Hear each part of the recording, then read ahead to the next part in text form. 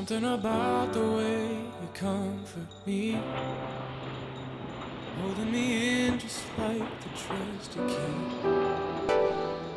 showing me love between your faded sheets. And I know now. What's up, everybody? Toby here. Just wanted to update the vlog, just on what we're doing. As many of you know, if you've been listening and paying attention and following, we are preparing for our first focus, here to go out June 12th, which is this coming Monday, on the criminal justice system and reform. So our last 4 or 5 weeks have really been on getting ready, getting prepared, doing a lot of researching, interviewing people, interviewing organizations, and preparing content to be put out on June 12th. One of the interviews that I'm so excited about, we've done a lot of things. Spoke with a company, an organization based here in Philly called Neighborhood Film Company. They do a lot of work in creating content for huge brands, but what makes them special is their work with the ex-incarcerated, and it's just what our conversation was pretty much about. Actually, let's cut to a short audio clip of our conversation right now. And it was an interesting place in my life because I was in a new city where I didn't know anyone, so I didn't have, none of my surroundings were normal. Right. And I feel like that played into me, contemplating what I wanted to do with my life and etc. Maybe it doesn't happen for everyone, it happened for me. But I ended up making friends with people that were struggling with homelessness, and in Philadelphia a lot of those people had backgrounds that dealt with incarceration. Yeah. And I don't know, there was some transformative friendships that I had. There's this guy, Will, that I always talk about that I feel like was my first introduction into really what was the problem, where he grew up in a really bad area in North Philly, actually, right where our office is now, and explained to me how from a young age he was involved with a lot of drug activity and crime and got locked up really early. And now he's, in his mid-20s and has a pretty extensive record, but doesn't want to be a part of that lifestyle. And so he's chosen to live on the streets because he can't keep a job.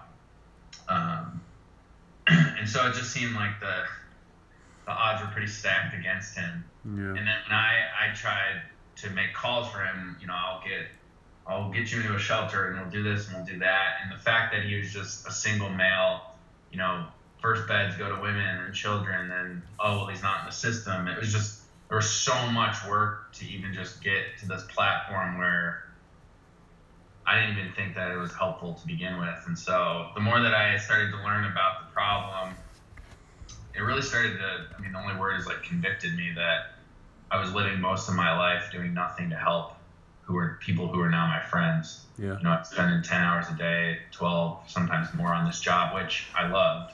And I was learning a ton, but it was really strange to think about these people that had become genuinely friends of mine now sleeping on the streets, and I wasn't really doing anything to actively change their circumstance. And so Awesome. So there it was, and we had a great conversation, and much of that will be put on in an article that we'll put out sometime over the next 4 weeks. Basically, other stuff. So we had interviews with U.S. Attorney's Office, writing a piece on the juvenile, the criminal justice system as it reflects the juvenile population, especially in rehab and reentry and other stuff, man. So we're so excited, excited to learn more, dive deep, and again, great conversation. Okay, well, that's about it. It's a little update. I guess we'll talk to you soon.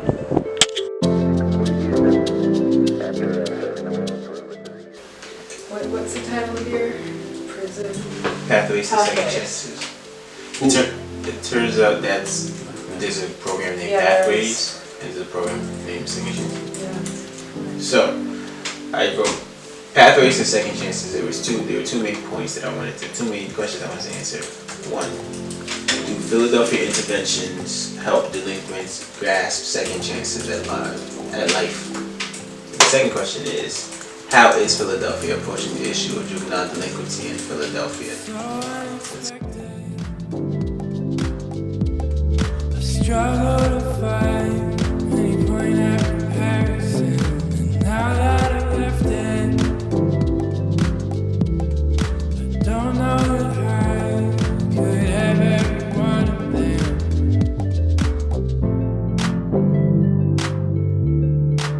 Unsure that I could have every one of them.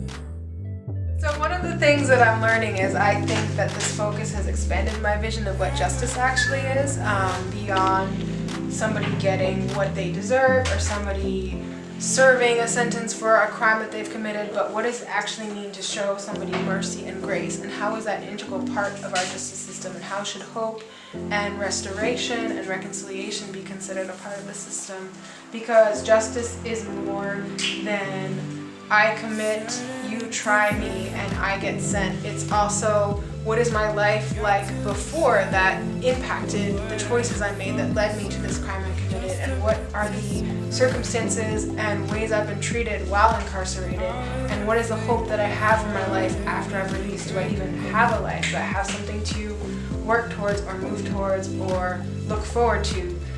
So our criminal justice system is one that needs to include hope and one that needs to include restoration, and not just something that is thought of as dark or bleak or without any prospects for redemption. So it definitely is a system that can be redeemed.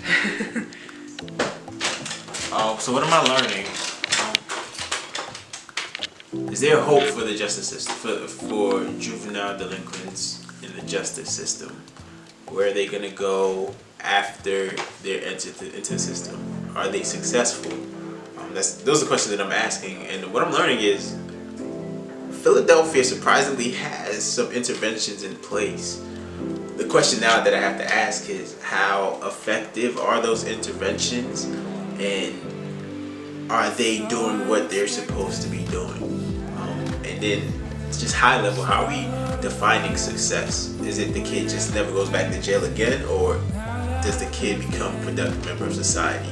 So I'm literally in the beginning stages, and I'm excited because it has social implications, large implications, because we see our kids in North Philly and in Philly, and we want to know if there's hope for them if they get caught up in the system.